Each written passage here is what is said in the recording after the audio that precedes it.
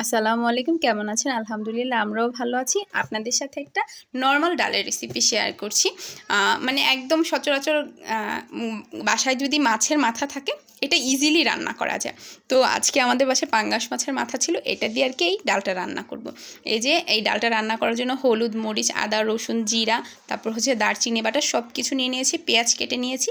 তো এগুলা মোটামুটি আমি যা যা ইনগ্রেডিয়েন্টস লাগে সব মানে আমি গুছিয়ে নিয়েছি। আর অন্য পাশে আম্মু হচ্ছে ডালটা বয়েল করতে বসাই দিছে, কারণ এই ডালটা একটু মোটামুটি আপনি মনে করেন 70% সিদ্ধ করে তারপরে রান্না করতে হয়। এই যে এখন আমি পাশের চুলায় পেঁয়াজগুলো ভালো করে একটু ব্রাউন করে নিয়ে এইটার মধ্যে আমি মশলাগুলো দিয়ে দিয়েছি। এখন ভালো করে মশলাটা আমি কষিয়ে নিব, কারণ সবসময় রান্নায় আমি বলি কষানো মানে যে কোনো রান্নার মশলাটা যদি ভালো করে কষানো হয় না, এমনিতেই রান্নাটা খুব মজা হয়। তো এই যে মশলাটা ভালো করে কষানোর পরে এর মধ্যে আমি মাছের মাথাটা দিয়ে দিয়েছি। এটা পাঙ্গাস মাছ তো একটু গন্ধ বলে, তার জন্য একটু ভালো করে আপনি কষাইতে হবে। তারপরে এই যে একটু পরিমাণে পানি এবং হচ্ছে আমি পরিমাণ মতো লবণটা দিয়ে এটা মানে 10 মিনিটের মতো মানে কষাই নিব, কারণ এই মাছের গন্ধটা চলে যাওয়ার জন্য। তো এই যে কষানোটা মোটামুটি এই যে দেখেন কালারটা মাশাআল্লাহ অনেক সুন্দর আসছে। আমি বরাবর বলি কালারটা কেন ভালো আসছে, কারণ আমি সবসময় পারফেক্টভাবে মাপটা দেওয়ার চেষ্টা করি, আর না পারলে আম্মুর সাহায্য নিই।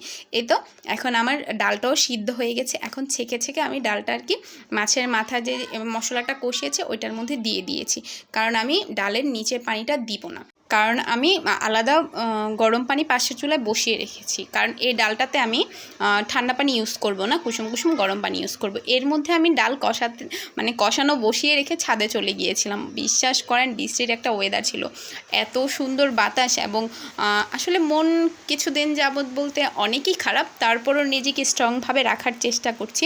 মানে এই বাতাসে আমার একদম মানে মন প্রাণ ভরে গিয়েছিল।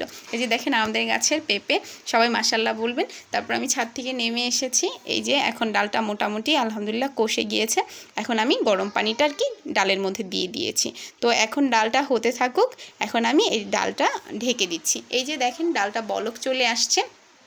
বিশ্বাস করেন ডালটা এত টেস্ট হয়েছে। এর মধ্যে আমি আরেকটা জিনিস করব, এই যে দেখেন এখন ঘিয়ের মধ্যে আমি কিছু পেস্ট বেরেস্তা করে রেখেছি, করার পরে এটা আমি ডালের মধ্যে দিয়েছি। বিশ্বাস করেন ভাই ও বোনেরা, মানে গ্রানটা এত সুন্দর আসছে বলার মতো না, এবং লুকটা দেখলেই খেতে ইচ্ছে করবে। এবং আমি যেভাবে রান্না করছি এভাবে সবাই বাসায় ট্রাই করবেন, এবং বেশি বেশি লাইক, কমেন্ট, শেয়ার করে দিবেন। আল্লাহ হাফেজ।